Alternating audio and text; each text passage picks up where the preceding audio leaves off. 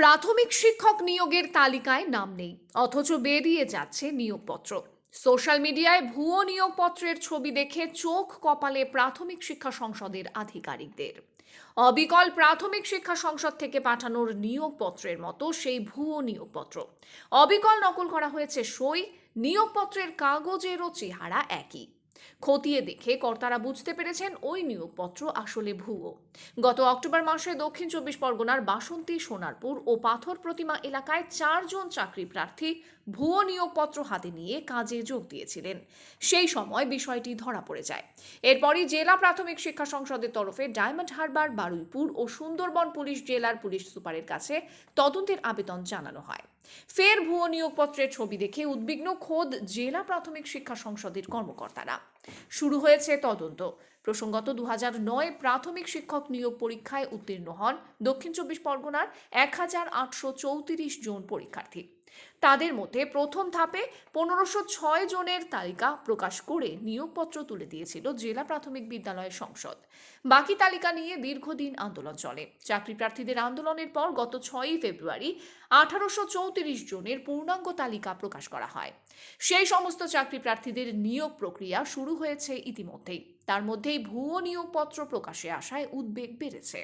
প্রাথমিক শিক্ষা সংসদের চেয়ারম্যান অজিত কুমার নায়েক জানান, ডায়মন্ড হারবার পোস্ট অফিস থেকেই স্পিড পোস্টের মাধ্যমে এই নিয়োগপত্র দুটি পাঠানো হয়েছিল সাগর এলাকার 2 চাকরি প্রার্থীকে। নিয়োগপত্রের খাম, এমনকি আমার স্বাক্ষরও নকল করা হয়েছে। আগামী বিগত 6 ফেব্রুয়ারি আমরা 2009-এর যারা আন্দোলনকারী ছিলেন চাকরি প্রার্থী, তাদের 364 জনের একটি তালিকা প্রকাশ করেছিলাম এবং তাদের অ্যাপয়েন্টমেন্ট ওই 6 তারিখেই আমি সাইন করেছি।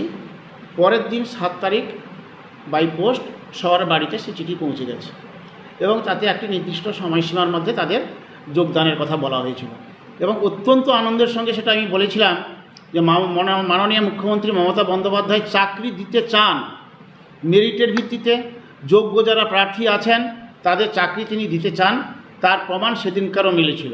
কারণ আমরা 1506 দেওয়ার পরে যে রেস্ট ছিল 364 জন, ওয়েটিং লিস্ট ধরে নিয়ে আমরা তাদের অ্যাপয়েন্টমেন্ট দিয়েছিলাম। মাননীয় মুখ্যমন্ত্রী বিশেষ উদ্যোগ নিয়েছিলেন। আমরা দক্ষিণ চব্বিশ পরগনা জেলা প্রাথমিক বিদ্যালয় সংসদের তরফ থেকে তার কাছে আমরা কৃতজ্ঞ।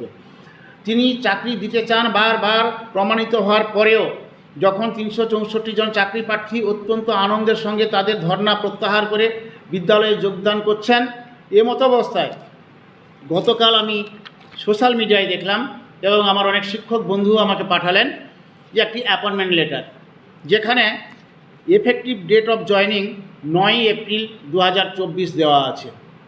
আমি তাদেরকে পাঠাতে বললাম কপিটা। পাঠানোর পর যেটা আমি দেখলাম যে চেয়ারম্যানের সইটি নকল করা হয়েছে। এ সই চেয়ারম্যানের সই নয়।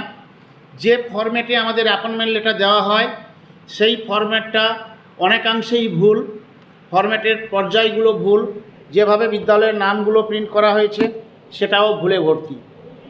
আমার দৃঢ় ধারণা এর পেছনে কোনো চক্রান্ত আছে, যারা মাননীয় মুখ্যমন্ত্রী তথা রাজ্য সরকার এবং দক্ষিণ চব্বিশ পরগনা জেলা প্রাথমিক বিদ্যালয় সংসদকে কালিমালিপ্ত করতে চাইছে। আমি আপনাদের মাধ্যমে দৃঢ় প্রতিবাদ করছি। যেখানে মাননীয় মুখ্যমন্ত্রী বেকার সমস্যা নিরসনে আন্তরিকভাবে চেষ্টা করছেন, তিনি আপ্রাণ চেষ্টা করছেন যাতে যারা চাকরি পাওয়ার যোগ্য অ্যাকর্ডিং টু মেরিট লিস্ট যারা চাকরি পান, সেটাই যখন ক্রমশ সফল হচ্ছে এবং এই সফলতার শরিক দক্ষিণ চব্বিশ পরগনা জেলা প্রাথমিক